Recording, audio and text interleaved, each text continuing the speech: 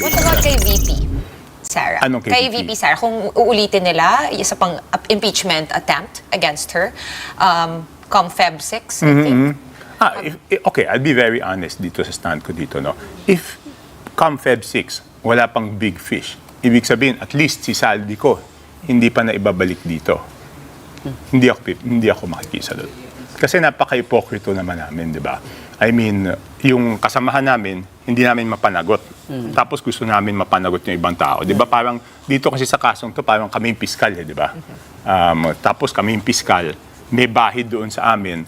Tapos gusto namin panagutin yung ibang tao kaysa doon sa panagutin yung kasama namin. Number one yan. Ito nga ang pag-usapan natin ngayon mga reaction na DPH mismong si Toby Chanko mga kabdate nagsalita na ho na hindi daw ho siya susuporta sa impeach laban kay BP Sara oras na walang mapanagot na big fish dyan sa flood control issue. Kaya naman mga kabdita, ito ho talaga ang pinakahihintay natin kasi lumalabas na ho dito sa mababang kapulungan, nakakaunti lamang ho talaga ang gustong pumirma o gustong sumuporta sa impeachment laban kay BP Sara. Habang ang impeachment naman na inilalabas dito kay Marcos Jr. mga ka-update, mukhang nagtutulong-tulong na ho ang mga kongreso o ang congressman mga ka-update na pabagsakin, masuplak, matanggal ho sa posisyon ang pangag na presidente. Kaya mga update, hindi lang ho itong impeachment ni BP Sara ang ating pag-uusapan,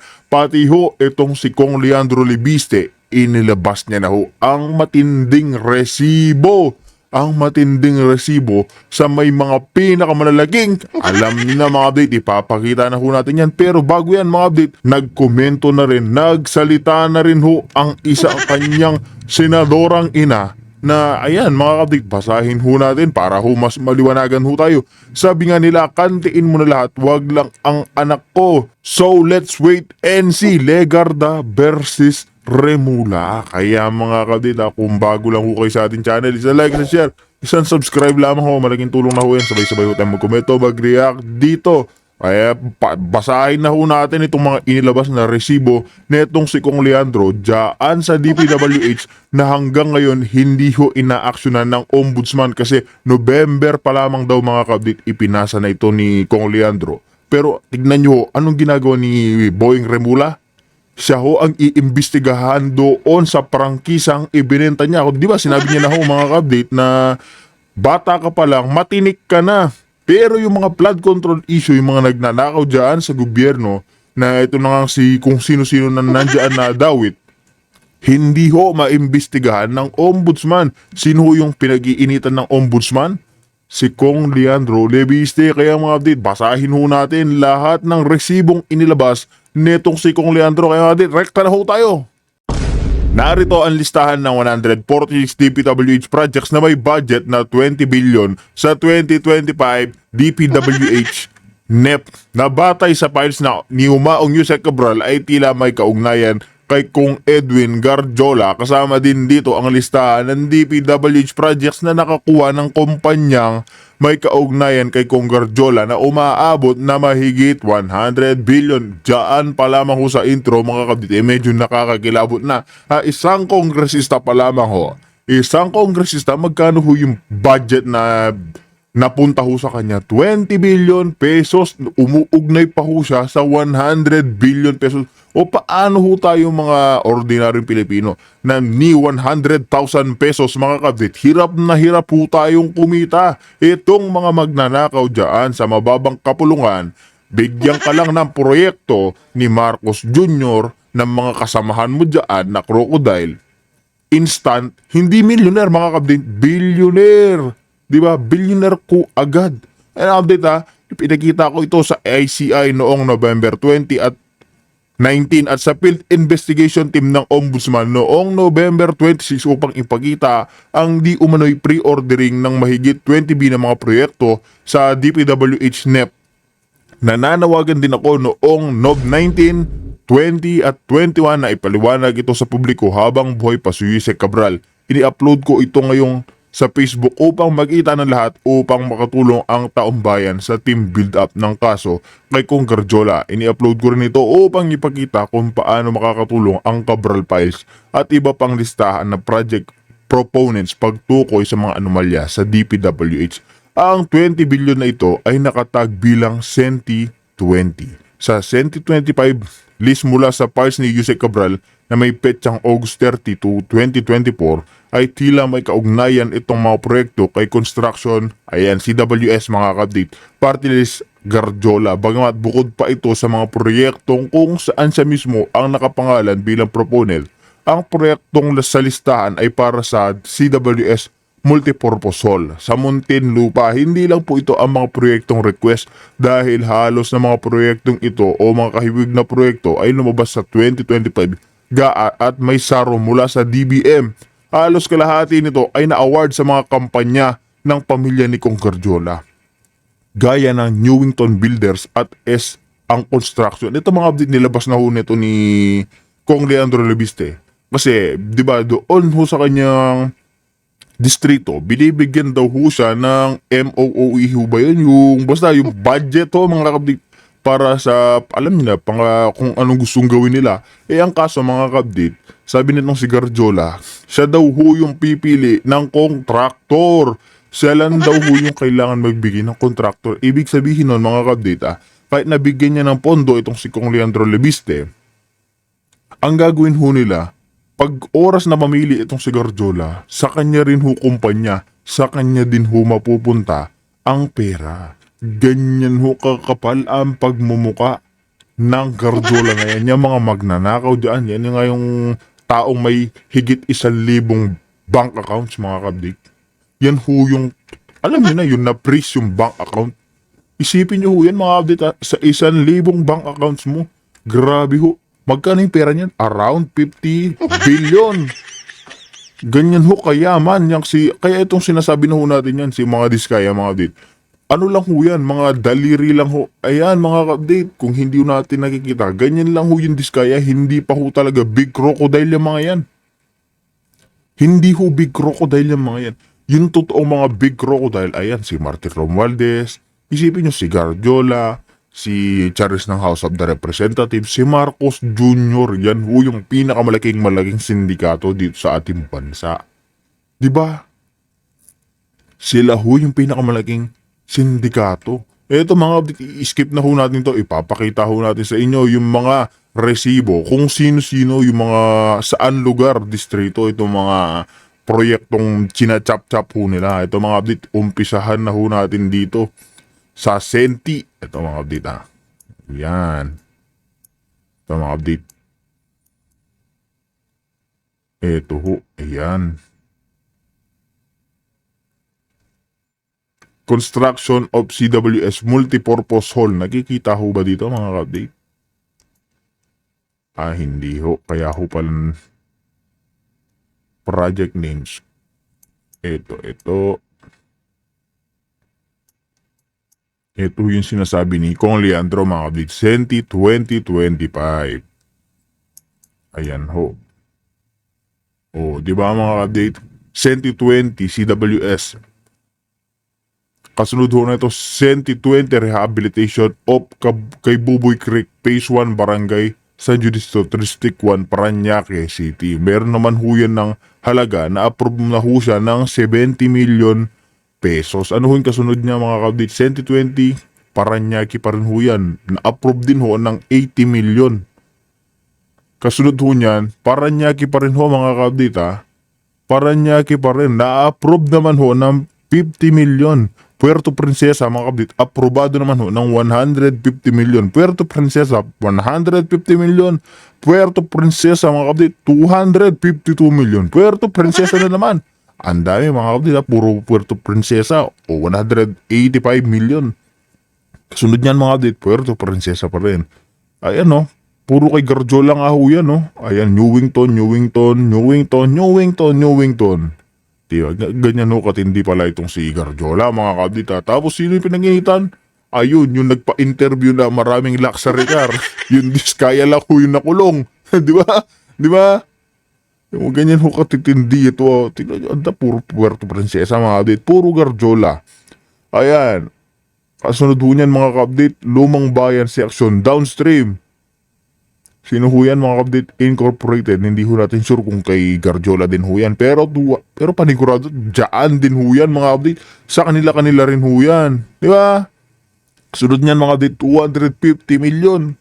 Kasunod ho niyan, ayun, si DT Resio. Ayan mga update, 250 million din. Ganyan ho, katindi. Ganyan ho, kakapal ang pagmumukha ng mga yan mga ka-update ha. Ayan mga update, hindi ho natin maibaba. Ayun. Ayan. Ayan mga update, sunod-sunod pa rin yan. 185 million, Garjola na naman. 185 million, Garjola na naman mga ka-update ha. Grabe mga ka-update ha. 100. Yan mga update, sunod-sunod pa rin. Puro Garjola ho. Puro aprobadong budget. Ayan, 200 million, 200 million. 200 million mga ka-update. O, di ba? Grabe ho yung mga nakukulimbat na mga congressman na kung gusto mo pala talagang maging milyonaryo. O, hindi pala milyonaryo mga update. Maging bilyonaryo. Pasok ka lang pala bilang kongresista. Tumakbo ang congressman kaya pala maraming atat na atat mo manalo bilang congressman mga ka-update. Yan ho pala yung dahilan. Maging congressman, maging contractor, easy money, easy access. Pipirmahan lang ni bangag na Marcos Jr. mga ka-update. Bilyonaryo ka. O tingnan nyo nga yan, 2025 ba lang yan mga update ha. Magkano yung nakulimbat nitong si Garjola? 20 billion pesos. So yung proyektong na ano ho sa kanya, na approve. Okay, panalong panalo mga update ha. Paldong-paldo itong si Garjola. Di ba? Sunod ho natin mga update ha. Ito. Ito ho mga update. Ayun. Ito naman mga ka-update, sino rin ho ba to? Garjola pa rin mga ka-update. 114 million, 147 million. Saan naman lugar yan mga update? Sagbayan, Bacani. Ayan. Kung alam nyo yan, komento nyo ho sa ating comment section ha. Puro Garjola. Ang importante mga update, inilabas ho ni Congressman Leviste itong resibo ng mga china-chap-chap na budget ng mga congressman, ng mga magnanakaw sa gobyerno. Kaya mga dita, approve din ako sa kagustuhan netong si Senator Bato de la Rosa na death penalty ho sa mga kurap magnanakaw sa gobyerno. Kayo mga update, approve ho ba sa inyo yan? Yung death penalty? Komento nyo naman ho yan sa ating comment section mga kadita. Ganyan ho kakapal kasi ang pagmumukha ng mga tao pag nagnanakaw. Pag gumagamit, lalo na si Marcos Jr. Tignan nyo mga update ha. Kung hindi ho makakapal yung pagmumukha ng mga gumagamit, sumisinghot. Hindi na ho sila apektado ng nangyayari sa ating bansa. Hindi na ho sila apektado. Tignan nyo mga update, puro Garjola. Garjola. Tayo mga update, nagtatrabaho tayo. May tax ho tayo. Kada buwan kahit sa trabaho natin. Tsaka yung mga pinamimili ho natin may mga tax yan. Kaya lahat ho ng reklamo, pwede ho natin. May karapatan ho tayo dahil ho sa kawalang hiyaan nitong admin ni Marcos Jr. Na ngayon lang ho natin naranasan yan. Doong kapanahon ni Tatay Digong mga kabdit, nagre-reklamo ba yung mga tao na magnanakaw si Tatay Digong? Hindi ho. Mismong kumain nga dyan sa Malacanang mga kabdit sa palasyo. Kumain lamang ho ng napakadesenteng pagkain. Nahihiya pa ho yung matandang itinapon ho nila dyan sa Dahig, Netherlands. Hindi ho nila kayang kumain ng lechon, buffet. Dito kay Marcos Jr. mga kapatid, sa interview sa kanya ayan, kahit nga si mga kapatid, nilabas din ho ito ni Willie Rebillame. Nagulat daw ho siya, sabi niya, bakit nung saan natawa ako mga kapatid, kasi sinabi niya ni Willie Rebillame, inimbitahan daw ho siya ni Pangulong Duterte, pinakain daw ho siya gulay at isda. Ganyan daw kasimple. Pero noong kay Marcos Jr. mga kabit, nagulat daw sila bakit may mga buffet. Bakit saganang-sagana yung pagkain. Bakit sagana-sagana? Sinabi kasi ni Tatay Digong nung nanunungkulan siya, nahihiya daw siyang kumain ng sobrang sarap dyan sa palasyo. Tapos yung mga Pilipino, naghihirap, walang makain. Hindi ho niya masikmura yun. Ito si Marcos Jr. dahil nga mga update, sumisingot, bumabatak.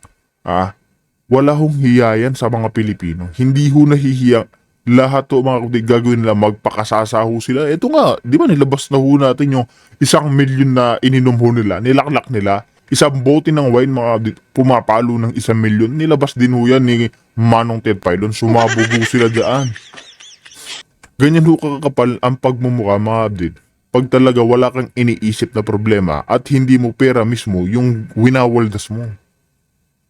Pag hindi mo pera o hindi sariling paghihirap mo yung winawaldas mo, wala kang pakialam kahit gumastos ka ng gumastos. Di ba? Wala kang pakialam. Pero pag iniisip mo, mga abdita, nagsiservisyo ka, lumalaban ka ng patas, tingin mo ba wawaldas ka ng mga ganong kalalaking halaga ng pera? Hindi mo gagawin yun mga abdita dahil kahit piso, sentimo, manghihinayang ka. Pero nga dahil mga kabdit, magnanakaw naman ho sila, wala ho silang pakialam. Ibabato nila yung mga ganyan, budget. Kahit ano, wawaldasin ho nila. Ganyan ho sila kawala lang hiya. Di ba? Tignan nyo, puro garjola ito. Ganyan ho katindi itong admin ni Marcos Jr. Tapos silang pinag-iinitan, diskaya lamang ho yung kaya ng pag-initan. Puro diskaya lamang ho ang kaya lang pag-initan. Ito mga abdita, nandito naman ho tayo sa Expressway, Roman Expressway, Maribeles, ayan, puro Roman Expressway, puro Maribeles. Dito mga kapdida, isipin nyo, 80 million. Aprobado ho ng presidente yan. Inilabas na ho, ibinigay na ho yan kay Ombudsman Remula. Umaksyon ho ba siya? Hindi ho, tahimik ho siya. Nakatutok ko sila sa pagpapabagsak doon sa vice-presidente natin. Nakatutok ko sila pabagsakin si Sara Duterte. Hindi lang ho yan, pati nga ito si Con Levistia dahil nga naglalabas na ho ng pangalan, naglalabas na ho ng resibo. Wala hong aksyon. Sila ho yung pinupunterya ng admin ni Marcos Jr. Ganyan ho kawalang hiya. Etong si Marcos Jr. mga kapdita, tingnan niyo ho, puro milyon. Wala man ho atang bumaba ng 50 million pesos dito. O meron naman, ayun, meron naman mga kapdita. Pero isipin niyo yan kung gaano kalaking pera. Umaabot pa rin ng 36 million, may 30 million, may 26 million, 4 million. Mga kapdate, sobrang laking halaga ho niyan. Diba? Sobrang laking halaga ho niyan pero nakukulimbat lang ho, nananakaw ho nila. Nananakaw lang ho nila. Ang kailangan ng mga Pilipino, diretsahan na ho tayo, wag na ho tayo maging plastic. Hindi ho kailangan ng mga Pilipino ang ayuda. Alam ho ang kailangan ng mga Pilipino, ordinary Pilipino naghihirap. Trabaho. Yan ang ibigay ng gobyerno, trabaho. Hindi ayuda na 1,000, 2,000.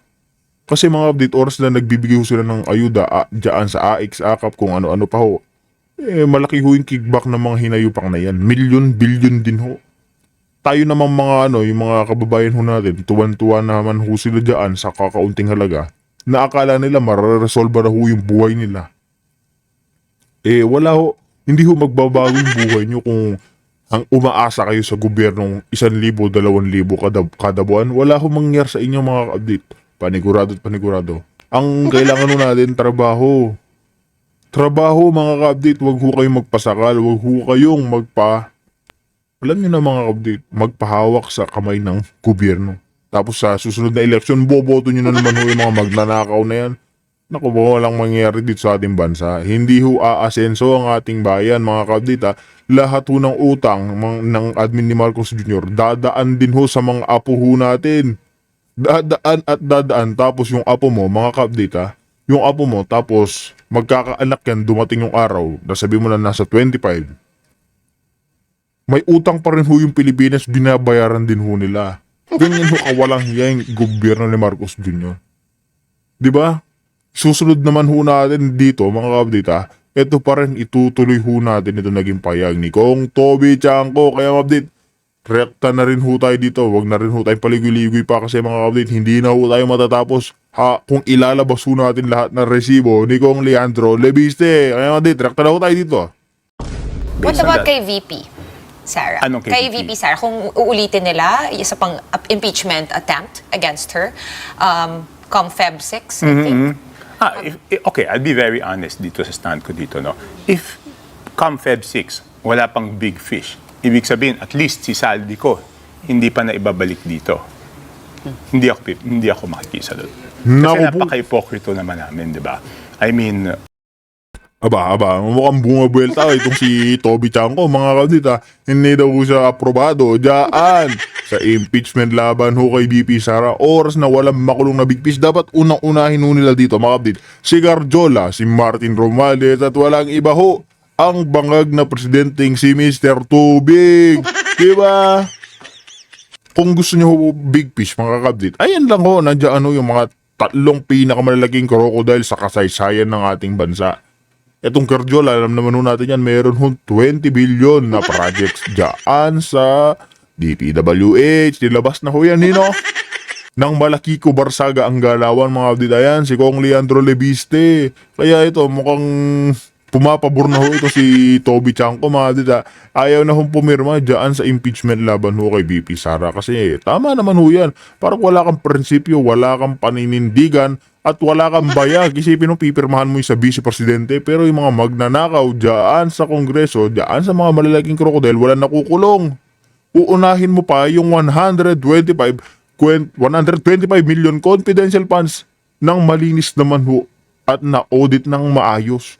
Pero yung confidential funds ng bangag na presidente, kapasok-pasok ng 2026, mga kabit, another 4.5 billion. Ganyan ho kakapal yung si Marcos Jr. Dahil hindi niya nga naman ho pera yan. Waldas lang ho ng waldas, di ba? yung kasamahan namin, hindi namin mapanagot. Tapos gusto namin mapanagot yung ibang tao. Di ba parang dito kasi sa kasong to, parang kami yung piskal, di ba? Tapos kami yung piskal, may bahid doon sa amin. Tapos gusto namin panagutin yung ibang tao kaysa doon sa panagutin yung kasama namin. Number 1 yan. Number 2, magkano ba yung ina-accuse nila kay VP Sara? 125? 125 million. Eh dito magkano? Ilang billion? Kahit na, malaking pera pa No, din. I mean, you compare it, di ba? Ayoko lang nung Yeah. nagmamalinis. I see your point. Ayoko nung naguhugas kamay ka, papalabasin mo, ikaw malinis. Antibay naman ho ng pagmumukha na itong babaeng ito. Malaki naman daw yung 125 million pesos. Ikumpara mo naman yan dyan sa billion, trillion na ninanakaw ni Marcos Jr. Mahiya ka naman, Ali ha. Mahiya ka naman, uy. Isipin mo, usaping million sa trillion. Ano ho ba yung million sa trillion? Ganyan lang ho yan, mga kabdit, oh. Di ba? Ganyan lang ho. As in, bubwit. Saan pa ginamit ni VP Sara yung confidential funds niya? Diyan ho sa mga nagre-recruit ng mga NPA. Diyan niya ho ginamit. Di ba? Ito naman kay Saldi, di ba? Bakit di nila mapanagot? So the government has to do everything para mapanagot si Saldi, whether or not may impeachment against VP Sara. Hopeful ka pa ba na mapapabalik nila si Kong Zaldi? Walang choice. They don't have a choice. It's not a matter of a choice, it's a matter of duty. They would have to do it no matter what it takes, di ba? Kasi di ba, ang sinasabi, nakatanggap si Saldi ng pera. And even si Saldi, hindi niya tinatanggi na nakatanggap siya ng pera. Ang pinapalabas lang niya, walang natira sa kanya, ipinasa niya kay Speaker Martin Romualdez, no? And because of the relationship of former Speaker Martin Romualdez kay Presidente Marcos, para mapatunayan, ulitin ko, para mapatunayan ni Presidente Marcos na wala siyang kinalaman dyan, kailangan yung buong gobyerno gawin lahat ng kaya nilang gawa para iuwi si Saldi. When it comes hindi to ko the impeachment complaint of Vice President Sara Duterte, a lot of people notice a shift in the messaging, the view of PBBM. Before, sabi niya, ayaw niya niyan, he doesn't want to think about an impeachment against the Vice President, but now he's saying he's not opposed to any possible complaints. Sabi niya, dapat lahat ng liable, maging accountable. His approach will be the same when it comes to the flood control scandal. What do you make of that? Is the President now... Backtracking, parang ganyan. Parang opo, iba ni yung kanyang pananaw pagdating sa impeachment ni... I don't know, I haven't hindi namin napag-usapan Pero yun sa tingin what do mo, you make ma, of- what do Hindi, you, pero yung message niya na yon na ang dinig ko kanina na pag impeachable officer, he said, ano bang exact word ni Claire? Hindi ko masyadong nakuha. Ayoko lang kasi supportahan nyo na lang something, ang Hindi. May ginamit. But it works both ways, di ba? So, again, speculation. Pwede rin naman, if-file nila to show that the standards would be the same for both, di ba? Kasi kung nagkasabay impeachment. or So, to distract us from a possible impeachment of VP Sara. No, but I think the Parang- most important thing is to have the same standards for both. Hindi ba? Kung may magpa-file kay BBM, hindi naman pwedeng iba yung trato dun sa kay BBM, iba yung trato kay BP Last Sara. year, So, dapat pareho yung standards, pareho yung proseso, lahat maging pareho. Kaso mas mahirap na yung proseso. Yes, alam natin yon. Alam natin na mas mahirap yung proseso. Kaya nga kanina nung pinag-uusapan, ng una kong ginawa, binasa ko yung Supreme Court ruling. Para lang just to get refreshed kung ano ba yung dapat na tamang proseso. And parang may trial na mangyayari. May someone, Diba? kailangan yung Oo. impeachable. Parang Yung ini-impeach i-defend. nyo, pupunta doon. Oo. Hindi, parang ang intindi ko doon, kahit may 1/3 yata, kailangan dumaan pa yata sa Plenary. Committee on Justice muna. Yes. Bago pumunta sa plenary. Yes, sa plenary. At may personal appearance nung Yes. gusto nyong i-impeach. Yes. O, di ba? Kahit pa paano, mga update, may utak naman ho din si Toby Chanko. Ito naman si Ale, gigil na gigil din ho kay VP Sara. Dapat ka naman unahin si VP Sara. Ganyan ho eh. Halatang halata daw nagiging bias si Ale. Ayaw niya ma-impeach si Marcos. Gusto niya si VP Sara. Kaya update, kung meron mo kayo naging komento reaction dito sa atin na pag-usapan kay Toby Chanko, kay Kong Leandro, at walang iba kay Legarda dyan sa senadora sa mataas, mga kabit, majority, komento yung kuya sa ating comment section, kasi wala ho tayong ibang pag-uusapan, kundi yan si Bonjing Remula. Mahiya ka naman, Bonjing Remula, imbestigaan mo yung malalaging isda. Ayan o, direkta ka dyan kay Toby Chanko. Hindi yung sino-sino yung binabanatan mo, yung matinik-matinik na ito si Kong Leandro. Mahiya ka, hoy, Toby Chanko. Hindi pala Toby Chanko, mga kapatid. Mahiya ka, Boying Remula. Kaya kapatid, dito natin tatapusin ang ating reaction video.